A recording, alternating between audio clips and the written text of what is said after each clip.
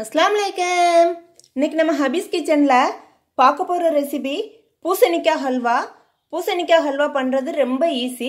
வாங்க அது எப்படி பண்ணலாம்ங்கறத பாத்துறலாம்.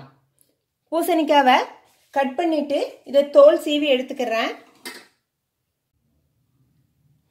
பூசணிக்காயை கட் பண்ணி நல்லா கழுவிட்டு தோல் சீவி உள்ள விதையும் எடுத்துட்டேன்.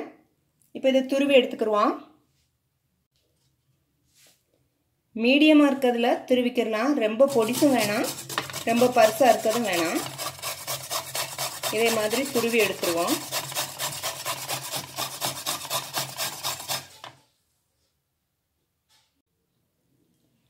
கட் பண்ணி வச்ச பூசணிக்காயெல்லாம் துருவி எடுத்தாச்சு. இது இருக்கட்டும்.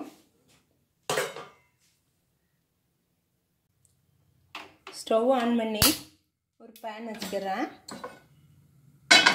பேன் சூடேறட்டும். பேன் சூடேறிடுச்சு. ஒரு ஸ்பூன் நெய் போட்டுக்கிறேன்.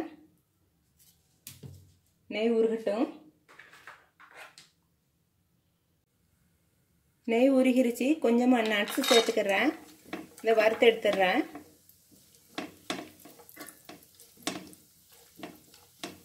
செவந்ததும் இதை எடுத்துடலாம்.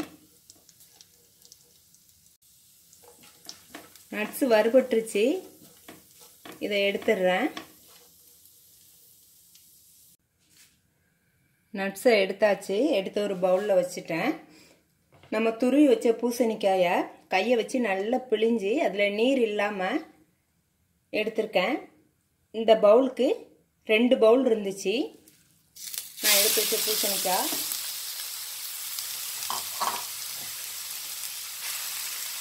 பேனில் சேர்த்தாச்சு. சேர்த்து நல்லா கிண்டி விட்டுருவோம். வெள்ளை பூசணிக்காயாக இருந்தால் நீர் நிற்கும். நல்லா அழுத்தி புளிஞ்சுக்கிறங்க. மஞ்சள் பூசணியில் அவ்வளோ தூரம் நீர் இருக்காது.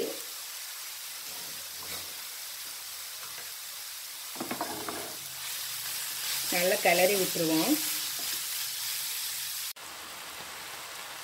பூசணிக்காய் நல்லா வெந்துருச்சு.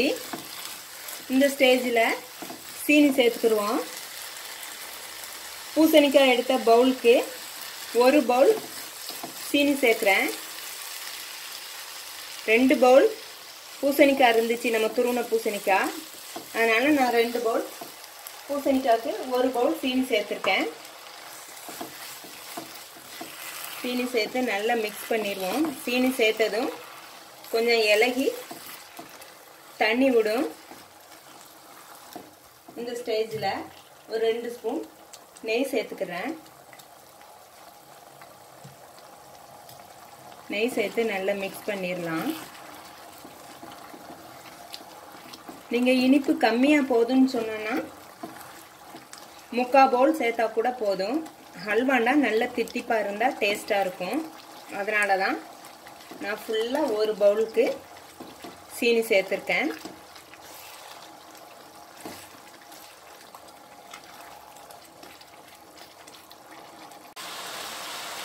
சீனியோடு சேர்த்து நல்லா வெந்து சுருண்டு வர ஆரம்பிக்குது. இப்போ 1 ஸ்பூன் ஏலக்காய் பவுடர் சேர்த்துக்கிறேன்.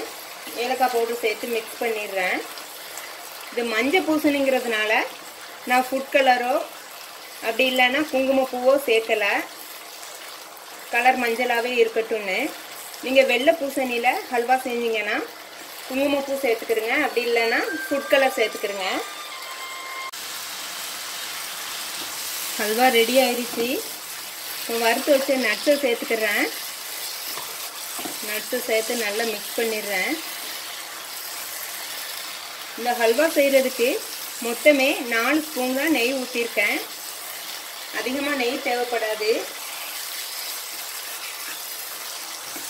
நல்லா திரண்டு வந்துருச்சு. ஸ்டவ் ஆஃப் பண்ணிடலாம்.